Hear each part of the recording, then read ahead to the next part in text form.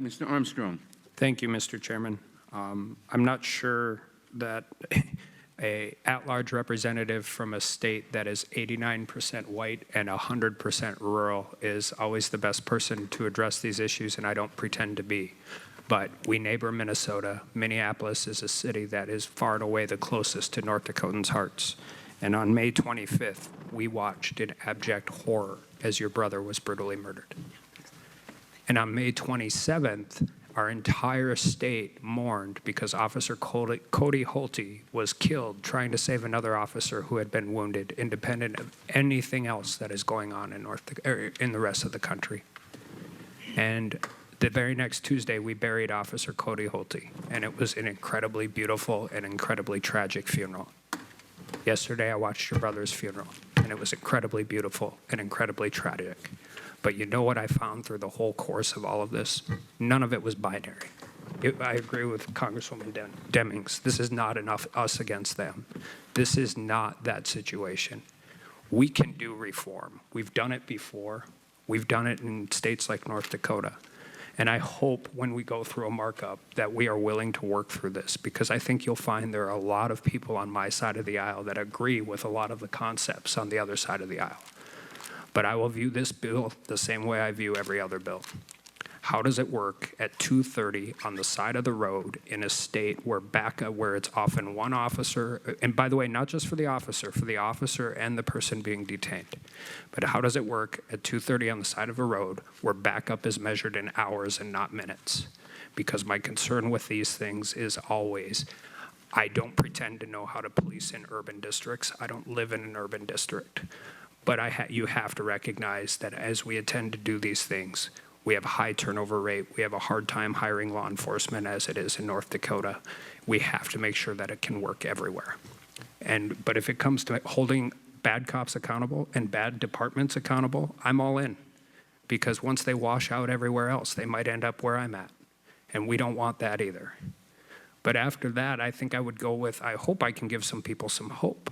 Because regardless of how this works next week, and regardless of what we mark up, what we move forward, we shouldn't be done.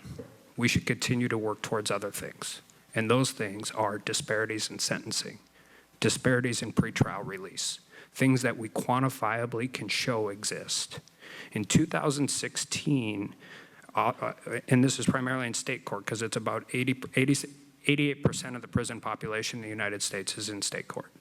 Black prisoners serve essentially a 5-to-1 prison sentence on drug crimes than white prisoners. Now that's down from 16-to-1 in 2000, but it's pretty hard to pat yourself on the back for something that shouldn't exist in the first place.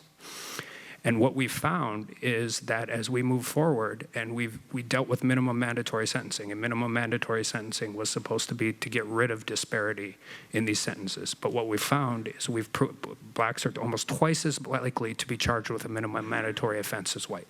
So instead of taking it out of the court's hands and the judge's hands, we've moved it into prosecutors' hands. Pretrial release, as we continue to do this, states have done this. North Dakota has done this.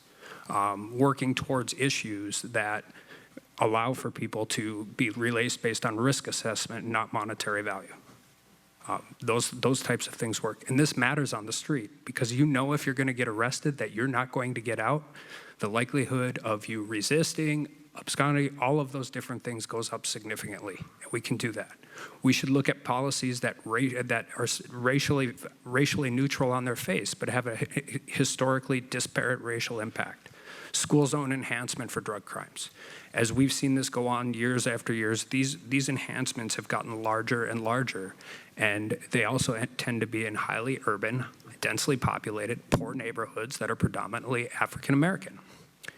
Those enhancements need reform. We need to look at those things. And those are things we can continue to do, and I will continue to do with everybody on the other side of the aisle. And my point to this is not to deflect. We've heard all of these different things today. But I want my friends on the other side of the aisle to know that we can do this. And I know we can do it because we did it in North Dakota. And if we can do it in North Dakota, we can do it absolutely anywhere. But it takes working with each other, and it takes working with each other on both sides of the aisle.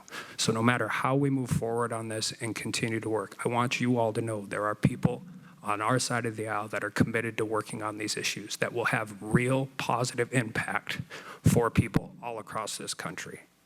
And it's not just about what we have going on now, it's how we continue to work in the future. So reach out, ask us, we're here to help. Thank you all. The gentleman yields back.